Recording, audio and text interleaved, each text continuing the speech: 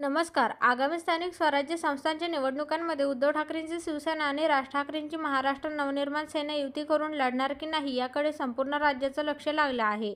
शालेय अभ्यासक्रमामध्ये पहिल्या इयत्तेपासून त्रिभाषा सूत्री लागू करण्याच्या महाराष्ट्र सरकारच्या शासन आदेशाविरोधात राज आणि उद्धव या दोन्ही ठाकरे बंधूंनी आवाज उठवल्यानंतर मुख्यमंत्री देवेंद्र फडणवीस यांच्या नेतृत्वाखालील सरकारने या संदर्भात समिती स्थापन करत यंदाच्या शैक्षणिक वर्षासाठी हा शासन आदेश मागे घेतला. यानंतर 5 जुलै रोजी दोन्ही ठाकरे बंधू तब्बल 20 वर्षांनंतर एकाच मंचावर एकत्र आले.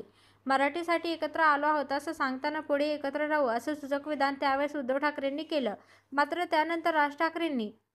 त्यानंतर राजकीय युतीवरून राज ठाकरेंबरोबरच उद्धव ठाकरेंनी कोणतीही थेट भूमिका अद्याप घेतलेली नसली तरी भविष्यात ते दोन्ही भाऊ एकत्र आले तर त्याचा स्थानिक स्वराज्य संस्थांच्या निवडणुकीवर, खास करून मुंबई आणि उपनगरांमधील पालिका निवडणुकींवर परिणाम होईल असं सांगितलं जात आहे. असं असतानाच आता ठाकरे बंधूंच्या संभाव्य युतीला तोंड देण्यासाठी सत्ताधाऱ्यांनी कंबर कसली असून उपमुख्यमंत्री एकनाथ शिंदे आज राज ठाकरेंना एक धक्का देणार आहेत. मुंबईमध्ये दोन्ही ठाकरे एकत्र आले तर मराठी मतांवर परिणाम होईल अशी शक्यता व्यक्त केली जात आहे. दोन्ही ठाकरे एकत्र आले तर सर्वात मोठा फटका एकनाथ शिंदेंच्या शिवसेनेला बसेल अशी चर्चा दबक्या आवाजात सुरू आहे. या साऱ्या राजकीय घडामोडींदरम्यान मुंबईत एकनाथ शिंदेंनी आता राज ठाकरेंना धक्का देण्यास सुरुवात केल्याचं चित्र पाहायला मिळत आहे.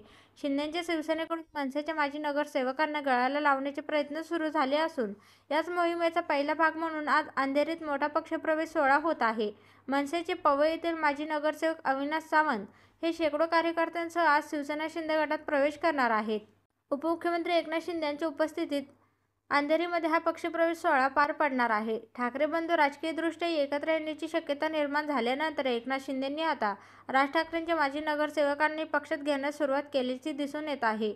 या पक्षप्रवेश सोहळ्यामध्ये एकनाथ शिंदे कार्यकर्त्यांशी संवाद साधताना नेमकं काय बोलणार याकडे सर्वांचं लक्ष लागून राहिलेलं आहे.